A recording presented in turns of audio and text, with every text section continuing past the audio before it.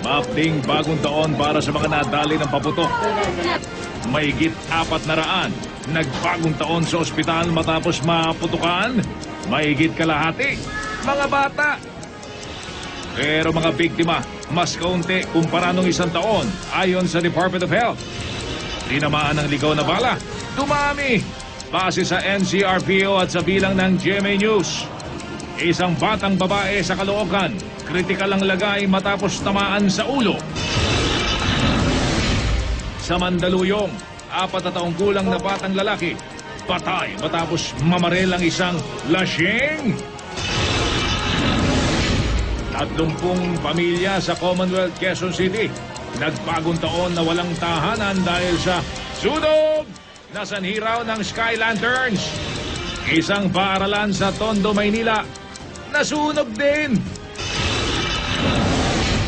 Matapos ang pagsalubong sa bagong taon, nagkalat ang tambak na basura. Kilalanin ang mga sanggol na ipinanganak ngayong bagong taon. May kambal pa.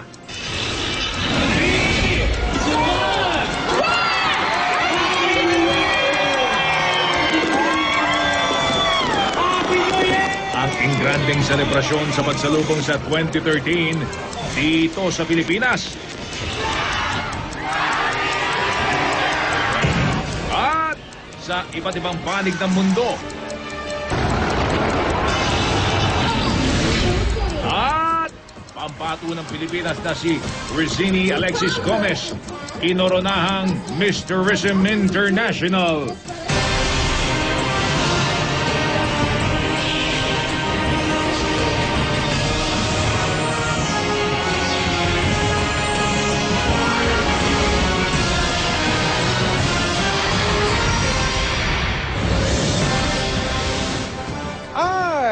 Ngayon pong unang araw ng taong 2013, daksa ang mga namamasyal sa iba't ibang mga lugar, pati na yung isang mall na yan sa lungsod ng Pasay.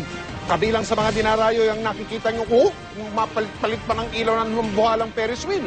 Kapag kayo ay nasa pinakamataas na bahagi ng Ferris wheel na yan, kitang-kita raw ang buong Manila Bay.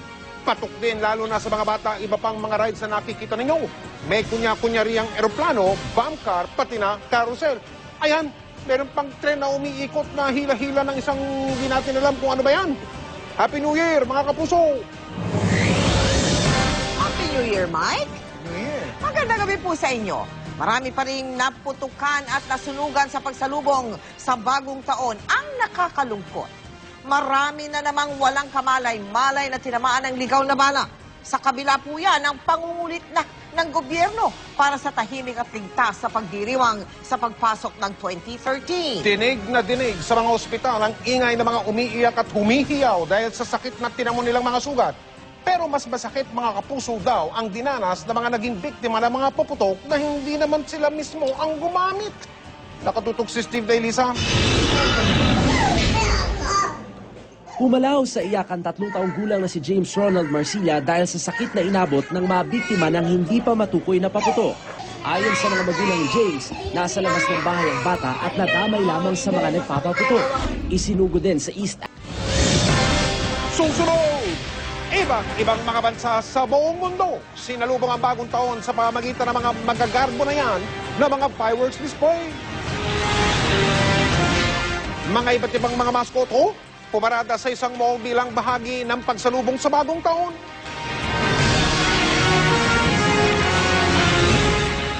Kung meron man kayong mga natirang pagkain sa inyong medianoche, pwede pang gawing bagong putahe ang mga yan at malalaman ninyo sa pagpapatuloy ng 24 oras. Susunod, natumba umanong fireworks, tumama sa mag-ina.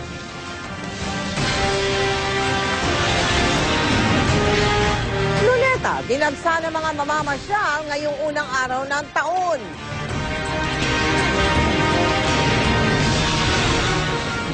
Panawagan ng hustisya para sa biktima ng gang rape sa India umiigting.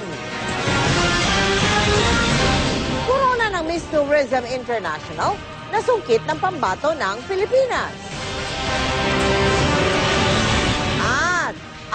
cute na sanggol na ipinanganak eksakto sa bagong taon. Tutukan lahat ng yan dito sa 24 Oras.